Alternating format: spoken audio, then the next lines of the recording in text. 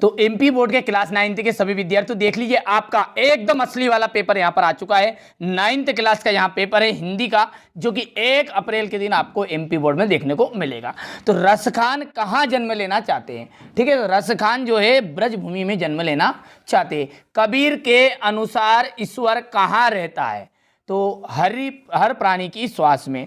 वीर रस का स्थायी भाव उत्साह। लेखिका मृदुला गर्ग की जो नानी के पति क्या थे? वो थे बैरिस्टर। ठीक है, चलिए इसके बाद में यहां से देखिएगा, व्यंजन संधि कौन सी संधि है? ठीक है, व्यंजन संधि कौन सी संधि है? तो ठीक है, जगदीश में व्यंजन संधि है। ठीक है, उल्टा पड़ गया था मैंने, जगदीश में कौन सी संधि है? तो व्यंजन। जगत धन ईश। ठीक है, रीढ़ की हड्डी एकांकी किस समस्या पर आधारित है? विवाह की समस्या पर। जिसके कारण स्थायी भाव जागृत हो वहां आलंबन कहलाता है। पीपर पात सरिस मन डोला में उपमा अलंकार है। हिंदी का जो प्रथम उपन्यास है वो परीक्षा गुरु को माना गया है। उमा ने बीए की परीक्षा पास कर ली थी। जूता जो होता है वो हमेशा टोपी से कीमती रहता है। मेघ आए हैं बन ठन के संवर के। अब ये सही जोड़ी है, यहां पर देख लीजिएगा।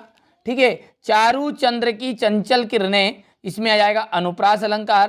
काव्य की जो आत्मा है वो रस है। सालिम अली, इसका जाएगा वर्डवाचर। डाडे, ठीक है, इसका जाएगा तिब्बत। श्री कृष्ण का आएगा पीताम्बर। ठीक है, आदान का जाएगा प्रदान। चलिए यहां पर देखिए क्वेश्चन नंबर 4 में, मेघ बन ठन के आए हैं, बिल्कुल सत्य है। सुमति अपने यजमानों में लोकप्रिय था, सत्य है। काफी हाउस बंद हो गया था, सत्य है। श्रृंगार रस का स्थायी भाव हास होता है, असत्य है।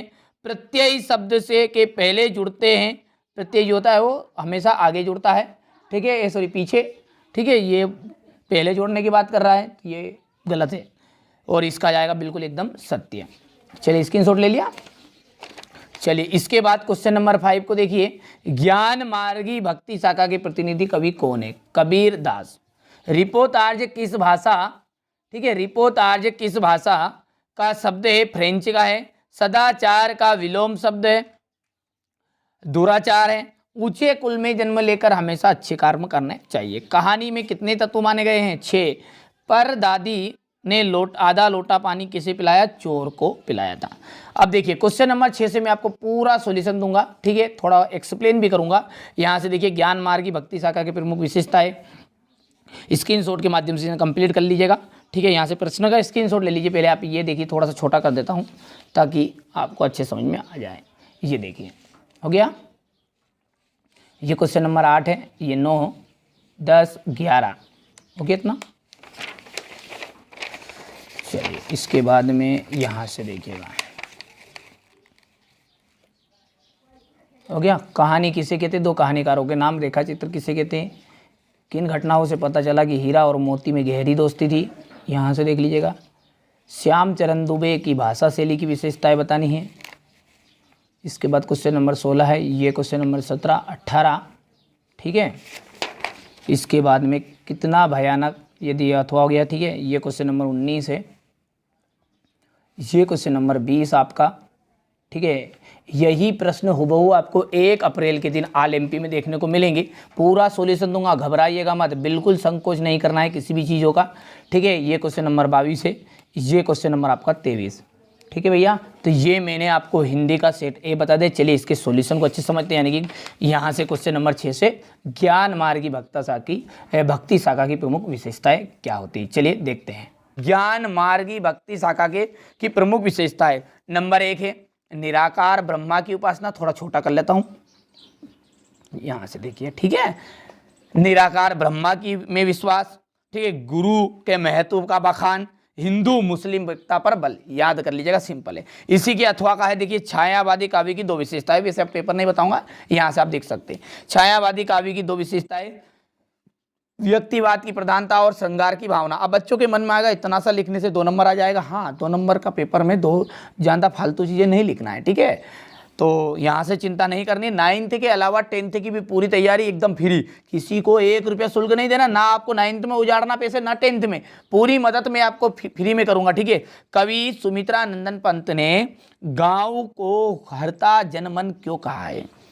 तो गाँव की जो शोभा है, मुस्कुराती सी हरियाली, रंग बिरंगे फूलों, नाना प्रकार के फल सब्जियां आदि है।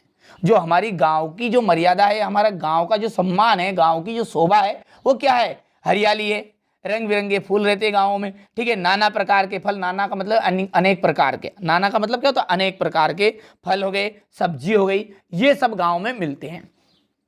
गाँव का जो मीठा जल है, ठीक है, आदि खूब मिलता है। गांव में जो पानी है वो बहुत ही अच्छा रखता है, ठीक है, स्वाद अच्छा रहता है।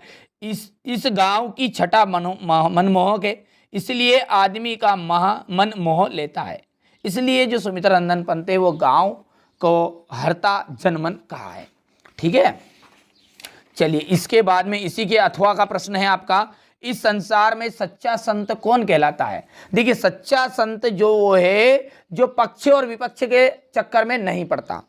पक्ष मतलब जैसे आपको किसी ने न्याय कराने बुलाया, ठीक है, आपने देखा कि आपका भाई था, आपके रिश्तेदार में आपका भाई लग रहा है, और एक जो है आपका परिचित नहीं है, दोनों में आप किसका पक्ष ले रहे हो? आपको निष्पक्ष न्याय करना है। जो निष्पक्ष भाव है वही परमात्मा का ध्यान रखता है, ठीक है। तो इस संसार में सच्चा संत वही है जो पक्ष या विपक्ष के चक्कर में नहीं पड़ता, वहां हमेशा निरपेक्ष भाव से परमात्मा का ध्यान रखता है। बढ़िया से कंप्लीट कर लीजिएगा। हास्य रस का उदाहरण, नाम में ही हास्य यानी कि हंसी। जैसे मैं कहूं, अरे कहा बंदरिया ने बंदर से चलो नहाएंगे गंगा। अब एक बांदरी जो है वो बांदरे से कह रही है कि चलो नहा लें गंगा, ठीक है, बच्चों को छोड़ो घर में होने दो हुड़दंगा। तो ये जो है ऐसे अटपटे विचार, जैसे एक और उदाहरण में आपको एक उदाहरण और समझाता हूं, ठीक है, कि जैसे सज धज कर जब किसी की बारात जाती है, मन कहता है धक्का दे दूं दूल्हे को और जा बैठूं घोड़ी पर, ठीक है, वरमाला लेकर दुल्हन जैसे ही आगे बढ़ती है, बस नींद तभी खुल जाती। ये सब क्या है?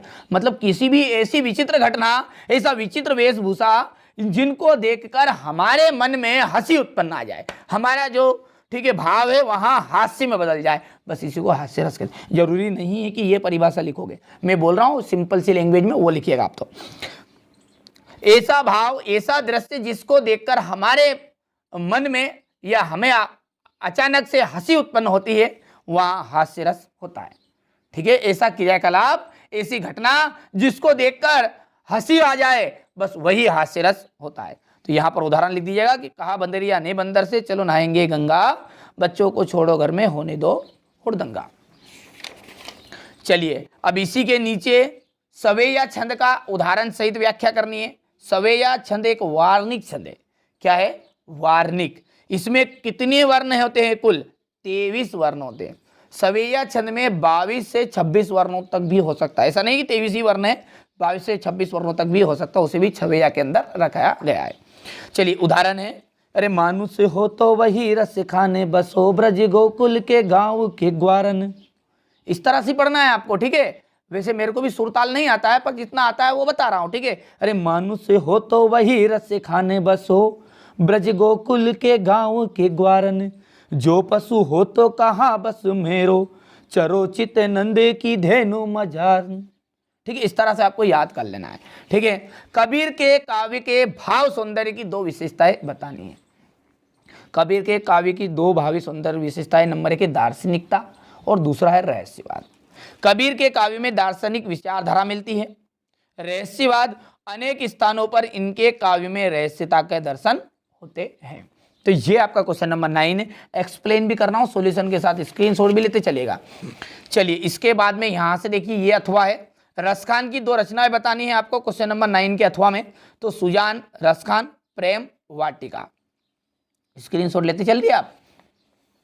महाकाव्य किसे कहते हैं? 2 महाकाव्यों के नाम बताइए। महाकाव्य का मतलब ही क्या होता है? जहां विस्तृत होता है, जो बड़ा होता है, इसमें प्रकृति का वर्णन विशद होता है, यानी कि बहुत ज्यादा वर्णन होता है, ठीक है। ऐसा काव्य जिसमें संपूर्ण जीवन का चित्रण हो, महाकाव्य कहलाता है। जीवन के समग्र रूप का उल्लेख होता है, ठीक है, इसमें पात्रों की संख्या अधिक होती है। ये से तो देखिए यहाँ पर बच्चों को मैंने कोचिंग में जो पढ़ाया था उन्होंने वो लिख दिया है।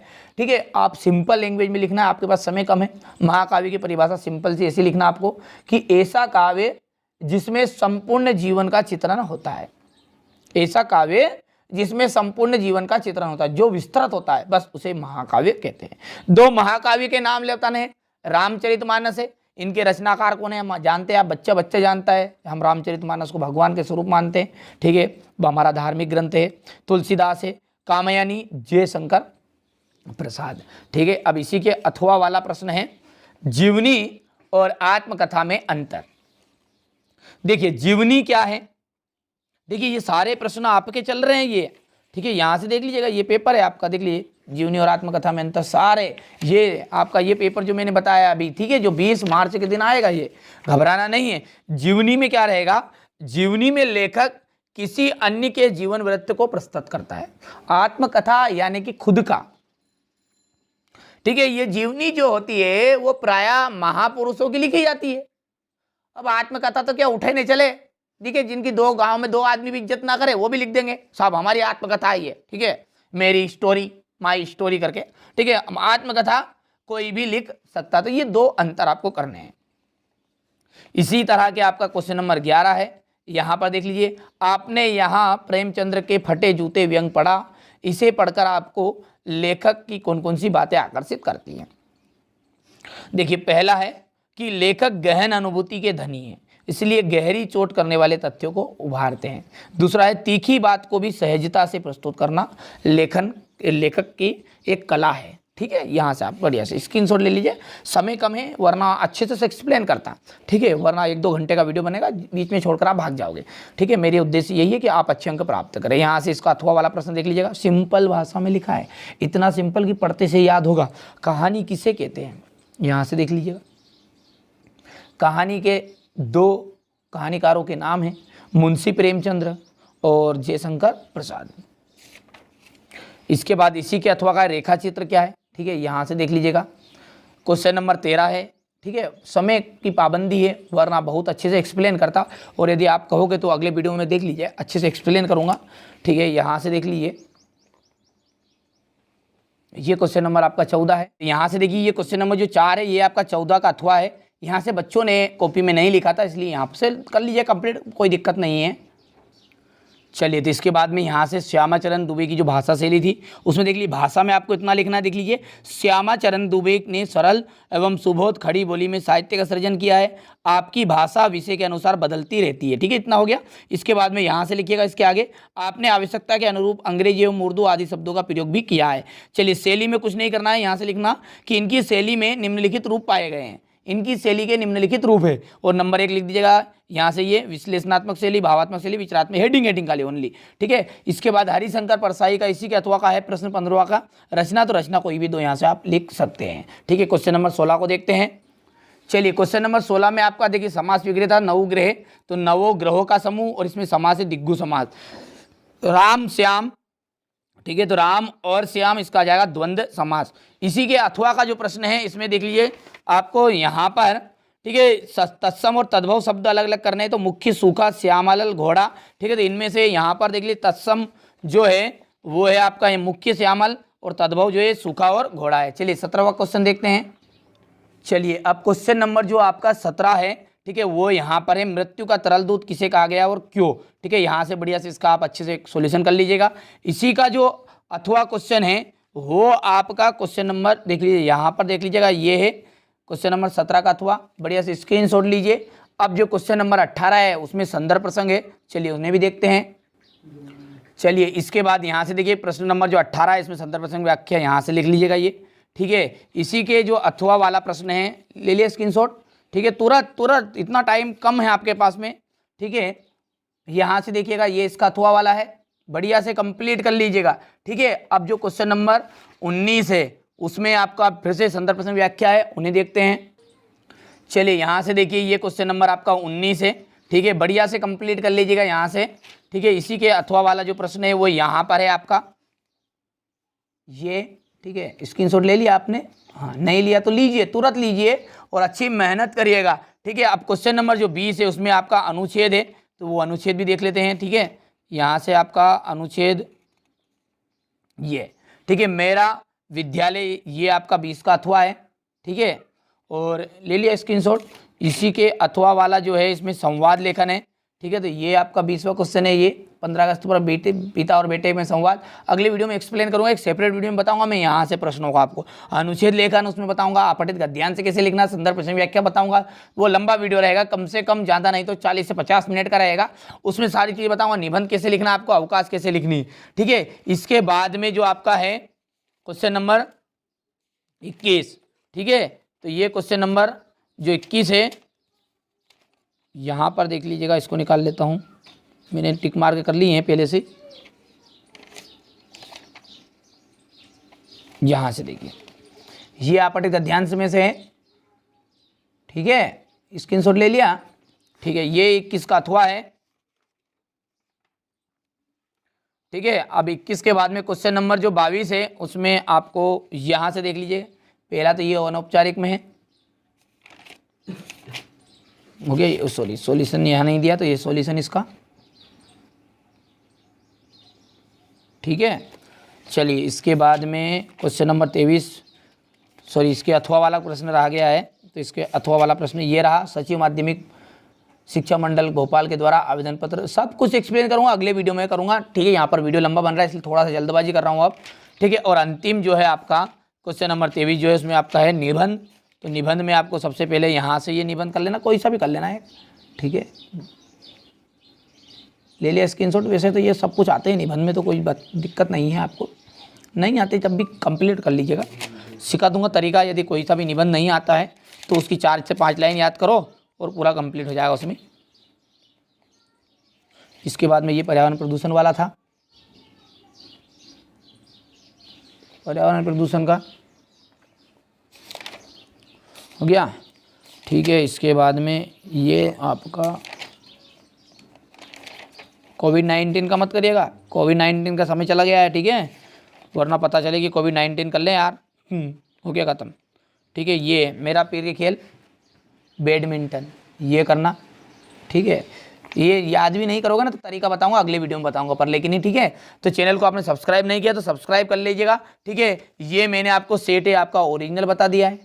ठीक है, इसके अलावा भी मैं कुछ चीज़ें बताऊंगा आपको चिंता नहीं करनी, उनको कंप्लीट जरूर करिएगा, आप फॉलो करिएगा, प्लेलिस्ट को चेक जरूर करिएगा। प्लेलिस्ट आपको डिस्क्रिप्शन में लिंक मिल जाएगी, कमेंट करने जाओगे ना वहाँ भी आपको प्लेलिस्ट की लिंक दे दिए, वहाँ से जाकर भी आप वीडियो को बाकी वीडियो देख सकते हैं।